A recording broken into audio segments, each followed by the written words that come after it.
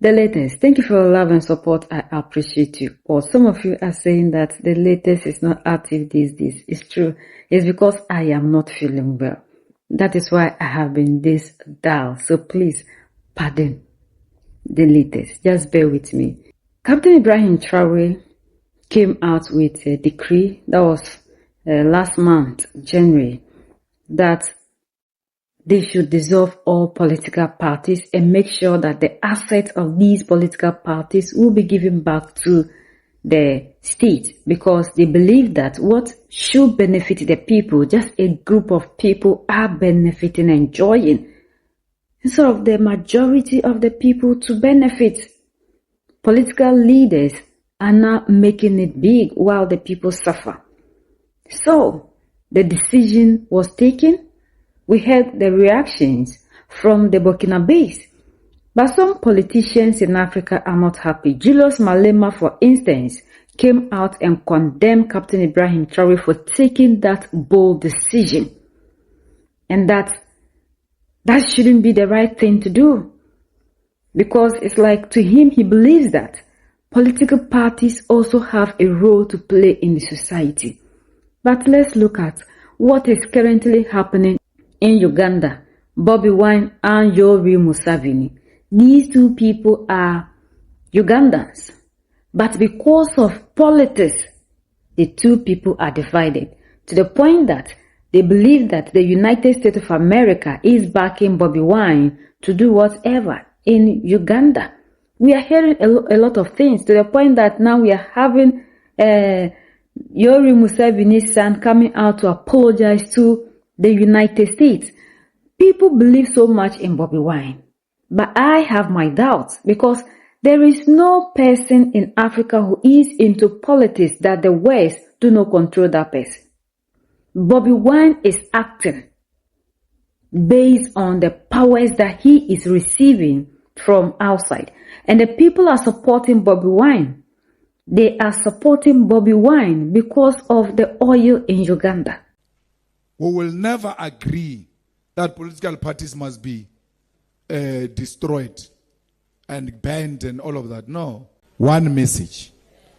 Many voices. Let everybody speak, but one message.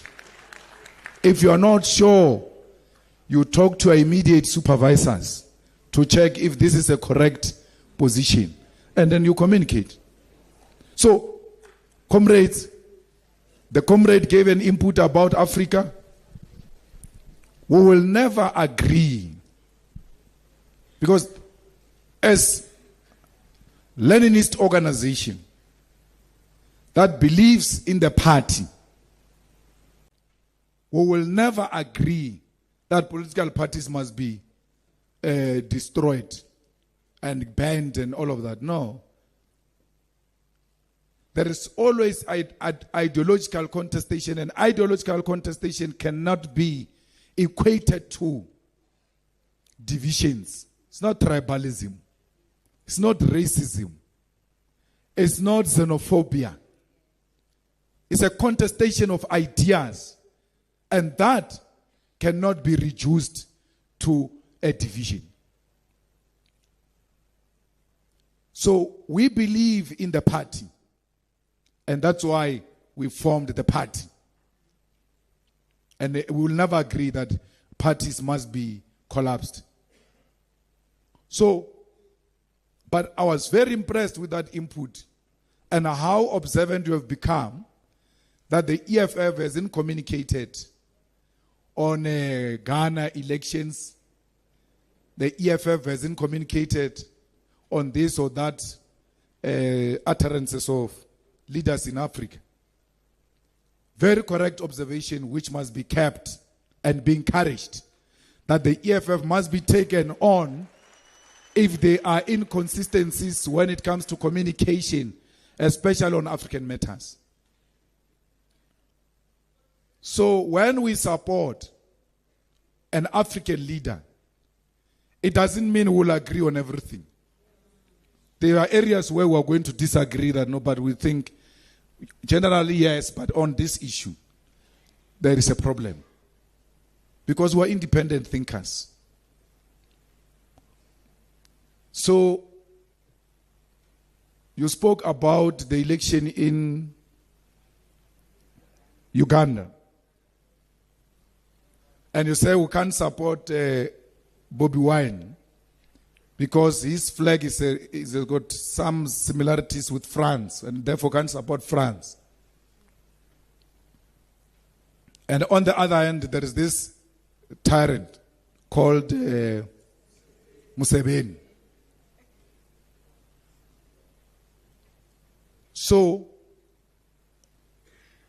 you have to make a political decision as to what becomes a posture of the organization.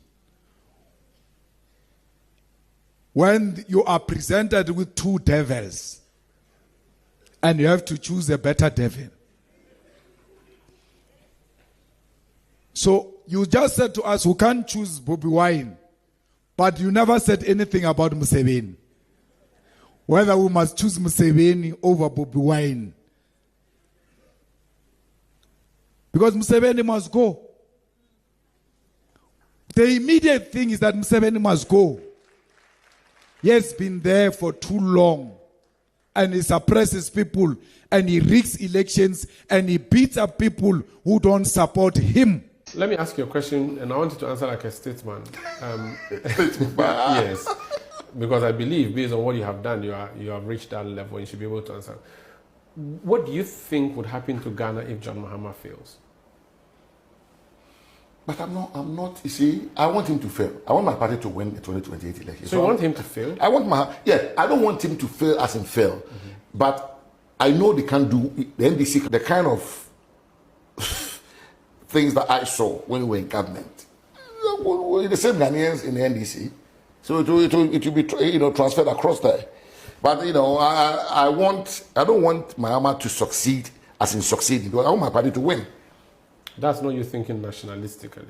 Oh, that's not you being patriotic. But do you think I want the NDC to remain in power after 2028? But what's the point of it coming to be general secretary? But you want the country to see progress. And of course, but everybody will come and do their bit. The Kufuor came and did his bit. Kufuor came and did his bit. Mahama, Mills, they all came and did their bit. But in terms of actual managing of this economy, I don't think the NDC has what it takes. 2020. Although my brother Atufor is the finance minister. He's doing a good job. I know people are saying so. Your dollars are showing so. Oh. But the people are not being paid. Who says so? Why have you not seen people demonstrating? People are not being paid. But you saw the next stuff like a few days that's ago. The backlog of what we left behind. 2020. Ever since we have seen political parties in Africa, let's be sincere with ourselves. What benefit, what contribution have these political parties contributed to Africa, if not dividing us? We have seen how this party thing is bringing division among Africans, where we need to unite as a people to do something. That is the time we are seeing our political colors instead of seeing the national colors. Take a country like Ghana. There was a man, a politician, who openly came out to say he is praying for this current government, John Mahama's government, to fail so that they can come back to office. Political parties are the main reason to which Africa isn't moving forward. All this division we are seeing among ourselves is as a result of these political parties, because these things are not making us to unite, they are rather dividing us. And that is why we see the political colors more than we see the national colors. And whosoever that is coming into office, these politicians, all of them are backed by the West. The oppressor controls these people, and that is why any leader from any political party that will come into office, you hear these people praising such a leader. So if Julius Malema, who is speaking of Pan-Africanism, African unity, is still asking us to hold on to the West imperialist system of governance, then I think we still really need to look into Julius Malema. There is no political party in Africa that can work independently. You must belong. Let's look at what happened in Tanzania under the leadership of the late John Magufuli. This man was somebody who came, decided to go against these people. And how did he end? What is the story of this man? You must either be for them or they will rise against you. Politicians, political parties, this is a system that was given to us by these people.